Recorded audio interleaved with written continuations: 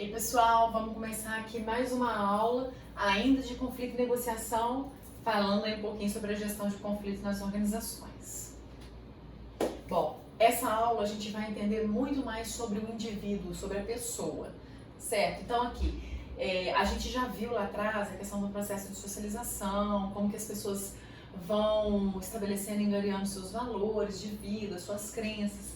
E além disso, que nos leva então a formar grupos, que a gente também viu, as pessoas também se identificam com as coisas. Para eu participar de um grupo, eu preciso me identificar. O que é me identificar? É ver naquele grupo algo que tem relação com os meus valores e as minhas crenças e que eu quero manter aquilo, e que eu quero firmar, e que eu quero vivenciar de forma mais robusta, mais plena. Então eu me identifico. Então, qual que é o nível ideal de identificação? É esse daqui, em que o indivíduo, ele se identifica com a organização, com a entidade, seja lá o que for, se é um grupo, se é uma empresa, de uma forma parcial. Ele tem a individualidade dele, a organização tem a individualidade dela, e eles têm uma interseção em que eles se identificam. E isso é que faz com que eles sigam juntos. Quando a gente tem disfunções desse processo de identificação, a gente pode identificar identificar é ótimo de identificação, né?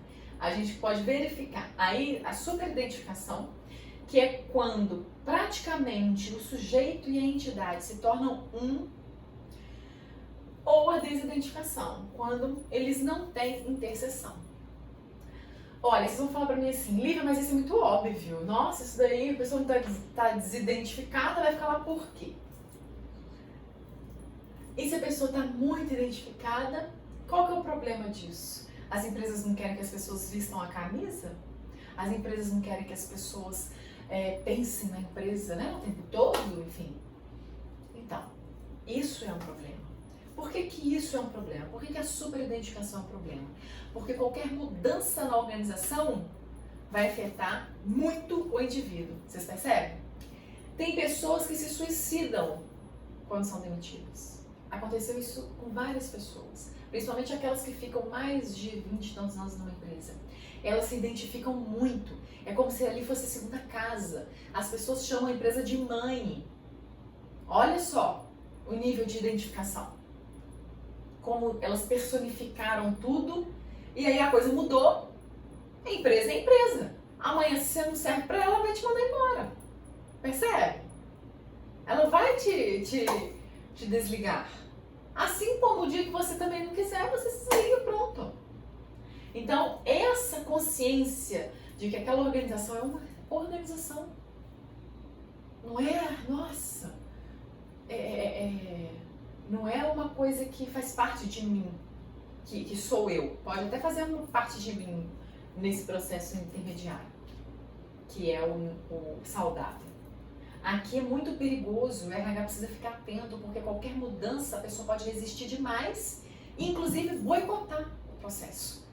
E influenciar os colegas ainda, a se revoltar contra.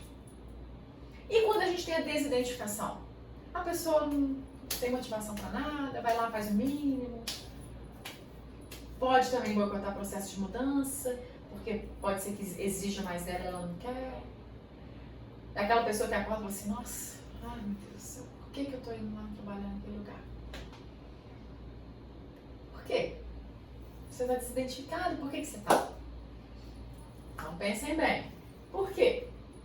Também é ruim, tanto para a pessoa quanto para a organização, porque a organização precisa de pessoas comprometidas, precisa de pessoas que tenham algo em comum para caminharem juntas. É para caminhar junto, não é para caminhar unido dessa forma, percebe? Bom, se tiverem dúvidas, vocês me falam aqui nos comentários, tá? E a personalidade do indivíduo, então, para a gente entender. A personalidade do indivíduo, então, a gente viu que tem relação com aquele processo de socialização, tem relação com todo o processo posterior de formação dos grupos, esse processo de identificação é muito influenciado às vezes pela personalidade. E a personalidade também vai impactar o comportamento.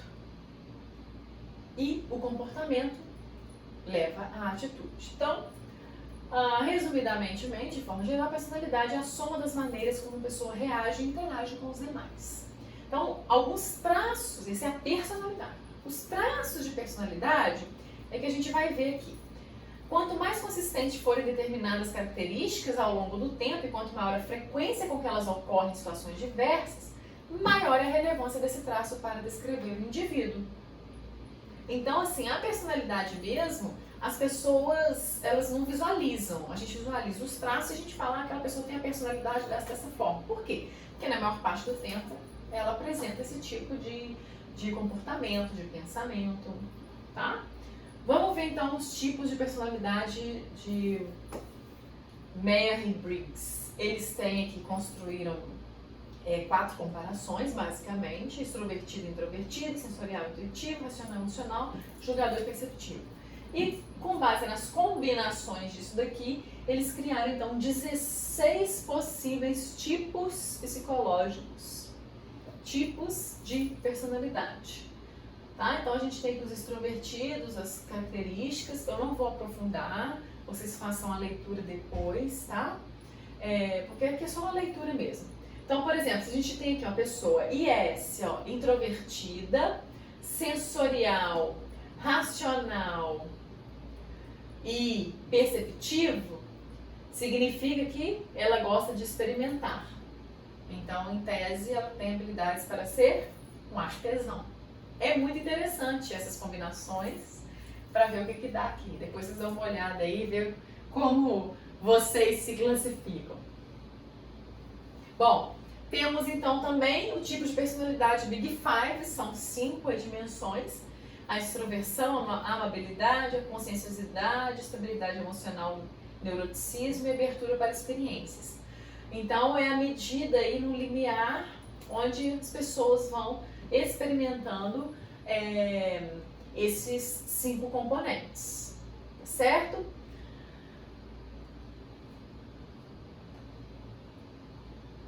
Isso aqui também vocês viram na aula da psicologia, né? Então não tem necessidade de a gente aprofundar. Vamos falar um pouquinho de valores. Nós vimos que os valores, eles são construídos, são absorvidos pelo processo de socialização, primário e secundário, lembra? E a ressocialização vai ressignificando. O que são esses valores? Né? São objetos e fenômenos que têm significado social positivo. Então, um valor para mim é o cuidar com a família. Então, ele tem um significado social positivo. É um valor para mim. É muito difícil as pessoas terem valores que não têm um significado social positivo. Vocês já pararam para pensar? Ou seja, que a sociedade não considere positivo. Então, ele tem 2 componentes, os valores. Eles são, ao mesmo tempo, instrumento cognitivo e regulam e orientam a atividade humana, percebe? Instrumento cognitivo por quê? Porque são os valores que vão orientar o meu comportamento e minha consequente atitude. Então, ele tem uma função cognitiva em mim, sim. E também regula e orienta, né, essa atividade humana, enfim. O meu pensamento está pautado nesses valores, o que eu penso, para onde que eu direciono esse pensamento. O conteúdo do valor é o que é importante. O valor, o conteúdo do valor, o que é importante. A intensidade desse valor é o quanto esse valor é importante. Então, o sistema de valores é o quê? Hierarquia baseada na importância relativa que uma pessoa atribui aos valores individuais. Então, cada pessoa vai ter uma hierarquia dos valores de vida, por exemplo. A gente tem também os valores pessoais e os organizacionais. Os valores organizacionais são aqueles construídos junto com a visão, junto com a missão, que vão pautar toda a base de caminhar da organização, a base da cultura, lembra? Então, olha só, a gente tem aqui, quando a gente tem os valores pessoais competindo com os organizacionais, a gente tem uma diminuição da motivação, do comprometimento, pode ser que aumente o turnover. E que é o turnover? É o giro. Quando as pessoas saem, quando as pessoas entram. Quando as pessoas saem, quando as pessoas entram. Quando a gente tem uma soma dos valores pessoais com os organizacionais, Pode ser que isso gere um aumento da motivação, do comprometimento, e pode ser que diminua aí o turnover, que é um indicador, né? Um índice que a gente vai falar um pouquinho sobre ele. Então, isso aqui a gente já conseguiu identificar. Quando a gente tem esse cenário, valores pessoais competindo com os organizacionais, pode ser que as pessoas saiam perdendo e sejam demitidas, sejam desligadas. Mas pode ser que isso esteja acontecendo por algum processo de mudança, uma fusão, uma aquisição, qualquer mudança que esteja acontecendo. Então, por exemplo, nesse momento da pandemia, isso pode acontecer, mas só que o RH precisa administrar isso de forma rápida. Precisa reequilibrar isso, para que não haja aquele movimento de subcultura contrária à cultura da empresa. Então, se a organização se preocupa com os valores, ela possibilita a percepção de pertencimento do funcionário, isso impacta no comprometimento, motivação e tudo isso direcionado ao desempenho. Olha aqui eu trouxe para vocês um quadro dos valores dominante na força de trabalho contemporânea conforme as gerações. Porque a gente sabe que os valores geracionais e o comportamento geracional não é algo científico, não é uma teoria científica, mas é uma teoria que as pessoas acreditam que tem relação e realmente pode ter. Por quê? Porque é um processo de socialização coletivo. Então, olha só, quando a gente tem início dos anos 50 ou início dos anos 60, a gente tem então um cenário histórico em que todas as pessoas vão vivenciar a mesma situação, o mesmo contexto, né? Então, por conta disso, o processo de socialização ele vai estar ali dentro de um contexto coletivo, e isso se reflete sim no comportamento das pessoas, na atitude das pessoas, percebe? Então, por isso que nós temos aqui algumas características semelhantes, conforme a época em que as pessoas nasceram e a idade que as pessoas têm. Vamos falar um pouquinho de emoções, afeto, emoções e sentimento. Então, o afeto é uma ampla extensão de sensações experimentadas pelas pessoas, e o afeto pode ser vivenciado na forma de emoções ou de sentimentos. Vamos entender um pouquinho.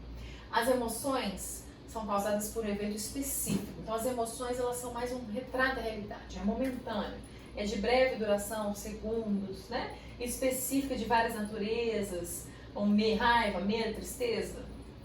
Normalmente acompanhado de expressão facial, reação física, voltada à ação. Então, por exemplo, eu tô lá no trânsito tranquila e veio, alguém me fechou, fiquei nervosa, fiquei com raiva. É uma emoção. O sentimento já é algo mais duradouro, né? Não tem uma causa específica, um evento ou um objeto, uma duração maior, são mais gerais, né? Do que as emoções. A gente vai ver mais na frente que tem duas dimensões principais, a afetividade positiva e a negativa, que são compostas por múltiplas emoções. Então, geralmente não demonstrado por meio de expressão e reação física distinta, é de natureza cognitiva. Então, assim, a pessoa fala assim, tem visto que você anda meio triste. Não é uma emoção, é algo mais a longo prazo, tá? Tem uma duração maior. Então, vamos entender um pouquinho as emoções. A intensidade afetiva, diferença de intensidade com a qual cada indivíduo experimenta suas emoções, certo? Então, alguém me fechou no trânsito e eu fiquei com raiva, mas qual raiva eu fiquei? O meu marido, por exemplo, fica com muito mais raiva do que eu, certo? A intensidade afetiva é esse sentido. A gente sentiu a mesma emoção, a gente teve a mesma emoção, só que com intensidades diferentes. Então, a gente vê aqui, ó, que isso tudo aqui pode afetar essas emoções. O dia da semana, a hora do dia. Então, chega no final do dia, as pessoas ficam mais cansadas, aí ficam mais estressadas, ficam menos pacientes. O clima tá muito quente, tá muito frio. Quem gosta de clima frio, tá muito quente. Quem gosta de clima quente, tá muito frio. O estresse, a atividade social, o sono, a atividade física. Então, são exemplos de coisas que podem afetar as emoções. O que é o esforço emocional? É a expressão da emoção que a organização deseja expresse pelos empregados durante os relacionamentos interpessoais no trabalho. Ou seja, eu sou recepcionista. Eu preciso fazer um esforço emocional de... Percebe? Boa tarde, bom dia, seja bem-vindo. Mesmo que eu esteja, às vezes, em termos de sentimento, com uma tristeza. Dissonância emocional é a inconsistência entre as emoções que o indivíduo sente e aquelas que ele projeta. Que é isso que eu acabei de falar. Eu tô assim, eu tô morrendo de raiva, mas eu tô assim. Isso cria uma dissonância. O que é dissonância? Essa diferença. Cria uma diferença. E se isso perdura por muito tempo, me faz mal. Me faz mal. Emoções sentidas são emoções genuínas de uma pessoa e emoções demonstradas são aquelas requeridas pela organização, né? Consideradas aí apropriadas para o contexto. Bom, em termos de sentimento, a gente tem ali, como viu anteriormente, a afetividade positiva e a negativa, né? Então, um conjunto de emoções dentro desse contexto. Emoções positivas específicas: entusiasmo, confiança, alegria, mínimo de tédio, preguiça e cansaço. É positiva. A negativa já é mais isso. Estados mais nervosismo, estresse, ansiedade, mínimo de relaxamento, tranquilidade e equilíbrio. Então aqui a gente tem um gráfico para entender um pouquinho isso, né? Os quadrantes representando a afetividade, alta afetividade negativa, baixa afetividade negativa. Então quando você tem baixa afetividade negativa e baixa afetividade positiva, você está cansado, percebe? Ou você está calmo. Então tem aqui uma variação dessa estrutura dos sentimentos conforme as emoções que você edui, conjunto de emoções. Qual é a compensação da positividade? Os indivíduos têm tendência a experimentar os sentimentos suavemente positivos quando nada de especial está acontecendo. Então essa é a compensação de positividade, o que é bom, né, gente? Então se não tem nada especial acontecendo na nossa vida, em tese, a gente está bem.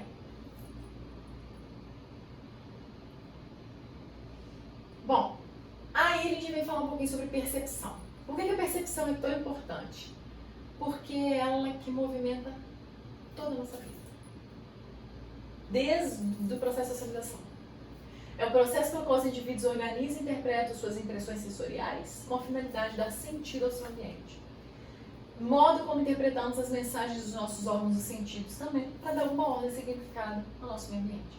Ou seja, gente, o mundo não é como a gente pensa que ele é.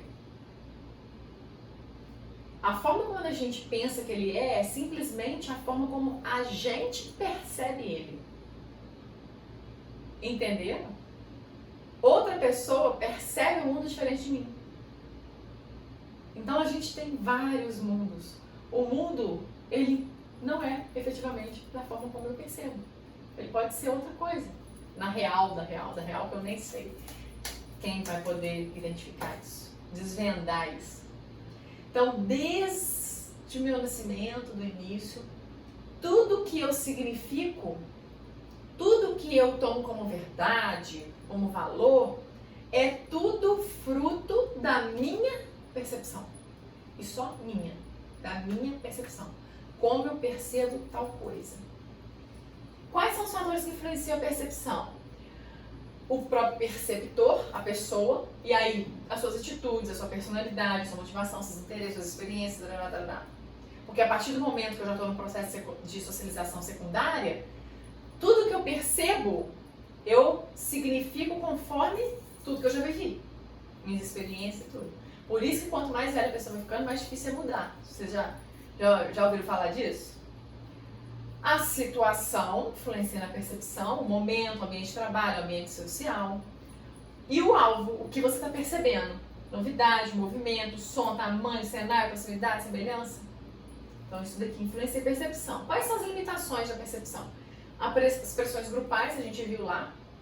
E se o grupo tem uma tendência, tem um pensamento ali muito consolidado, né, é muito convicto de várias coisas, a convicção é a pior coisa do universo, gente. É muito convicto de várias coisas, isso fecha o grupo em termos de novidade, em termos de mudança, em termos de novas percepções, novos olhares. Divisão do trabalho, porque aí, né, às vezes a pessoa fica muito focada em uma coisa só. Características individuais, e que é isso. É um limitador? É um limitador, ué. As minhas características individuais limitam a minha percepção dentro delas, dentro do que é a minha personalidade, enfim. Quanto mais eu me abro ao novo, a conhecer, mais eu vou adquirindo novas características, mais opções eu vou tendo para novas percepções. A função social da organização também pode ser um limitador, né? O crescimento intelectual da pessoa, se a organização dá essa possibilidade ou não. E aí o que a gente tem em termos de tomada de decisão? A gente tem um problema, a gente precisa interpretar e analisar as informações para tomar a decisão. Só que esse processo aqui, ele é todo influenciado pelas percepções.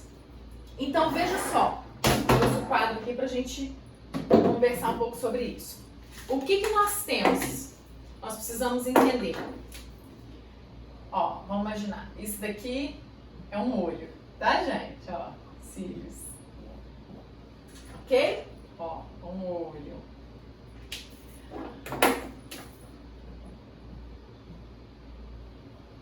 Ó,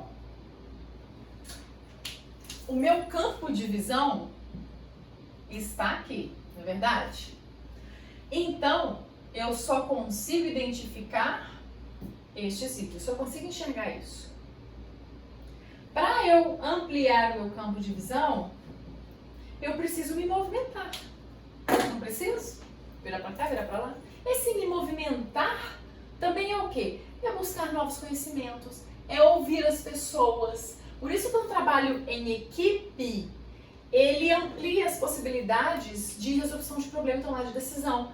Porque vem uma outra pessoa que enxerga aqui e eu não estou enxergando. Uma outra que enxerga aqui que eu não estou enxergando. E assim vai. Por isso que o trabalho em equipe, ele pode trazer aí um aumento dessas possibilidades. Entenderam? Então, quando eu falo de percepção, quanto mais eu me abro a me movimentar, mais percepções eu tenho e mais elementos eu tenho para tomar decisão. A tomada de decisão, quanto mais informação você tem, mais recurso você tem. Quanto mais informação, quanto mais conhecimento, quanto mais competência, enfim. Quanto mais você abre o seu campo de visão, mais opções você tem para tomar decisão. Então, se você é uma pessoa indecisa, isso vai ser ruim, né? Porque aí vai te gerar muitas opções e você pode ter dificuldade. E o conflito? O conflito é um processo que tem início quando uma das partes percebe que a outra parte afeta ou pode afetar alguma coisa que a primeira considera importante. Ou seja, gerou um desconforto. Ou isso pode me gerar... Quando a pessoa diz assim, isso pode me incomodar, porque já está incomodando. Então o conflito pode ser funcional ou disfuncional. O que é isso? O funcional, ele vai apoiar os objetivos da equipe e melhorar o desempenho. É uma forma construtiva de conflito, a gente vai ver que tem como estimular o conflito. Às vezes o conflito é importante, isso de uma pessoa ver, ó, peraí, você está indo contra a minha ideia então? Ah, tô, por quê? Que você está indo contra a minha ideia? Então fala por quê, que isso pode... Então, o conflito positivo, funcional, ele gera um ganho de desempenho. Agora, o disfuncional é aquele que atrapalha, aquele que gera briga, tá? Quais são os tipos de conflito? A gente tem de tarefa, conflitos relacionados a conteúdo e objetivos do trabalho. Temos os de relacionamento, que são as relações interpessoais, e o de processo, que é a maneira como o trabalho é realizado. Ok? A gente tem alguns estágios aqui do conflito. O primeiro estágio é a oposição potencial ou incompatibilidade. Então, a comunicação, a estrutura, variáveis pessoais, isso tudo pode influenciar em começar um conflito.